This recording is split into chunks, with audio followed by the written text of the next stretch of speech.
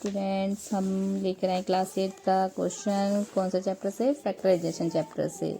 Very important question है जो कि काफ़ी बारी एग्ज़ाम में भी आता है, तो उसको मैं आपको एक्सप्लेन करने की कोशिश करूँगी।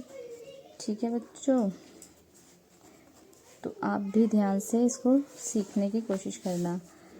ठीक है, तो जहाँ तक कि हमने फैक्टराइजेशन चैप्टर को पढ़ा है उसके अंदर ज़्यादातर क्या यूज़ होता है? आइडेंटिटीज यूज़ होती है। तो हमारे को सबसे पहले कोई भी हम फैक्टराइजेशन चैप्टर का क्वेश्चन लेंगे, उसके अंदर हम क्या ढूंढेंगे? कौन सी आइडेंटिटी लग रही है हमारी।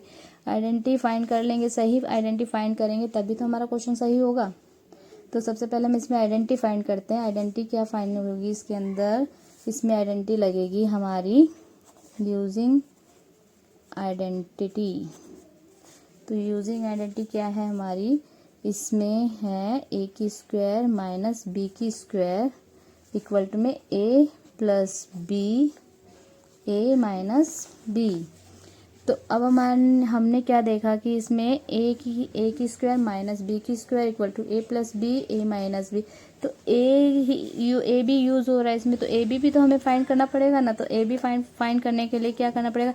इसमें से हमें ए फाइंड करना है, इसमें से हमें बी फाइंड करना है। तो इसमें से ए जो है हमारा निकलेगा 16 किसका स्क्वायर होता है? 16 होता है 4 का स्क्वायर। तो हमने 4a की स्क्वायर, 4a की स्क्वायर पर स्क्वायर, ठीक है। और b हमारा निकलेगा इसमें क्योंकि यहाँ पर 81 है तो 81 किसका स्क्वायर होता है? 9 का स्क्वायर होता है, तो इसलिए हमने इधर 9 लिखा। 9b की स्क्वायर पर भी स्क्वायर, तो हमारा ये निकल गया a और b।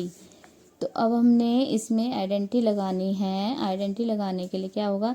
a हमारा है 4a की स्क्वायर प्लस b हमारा है 9b की स्क्वायर, और फिर दोबारा हम लिखेंगे 4a की स्क्वायर माइनस 9b की स्क्वायर।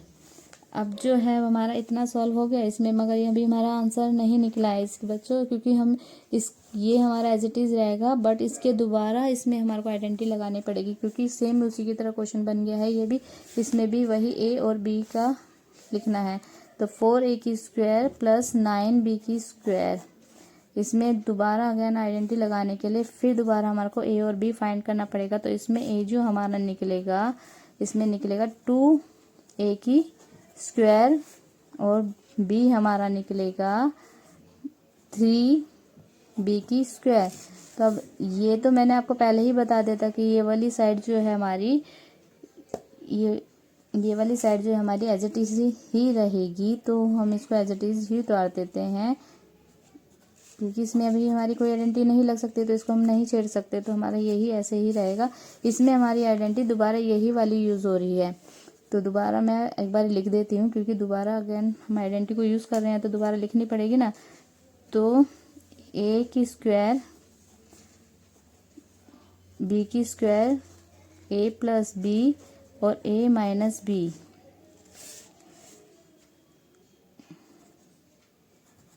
Use again identity.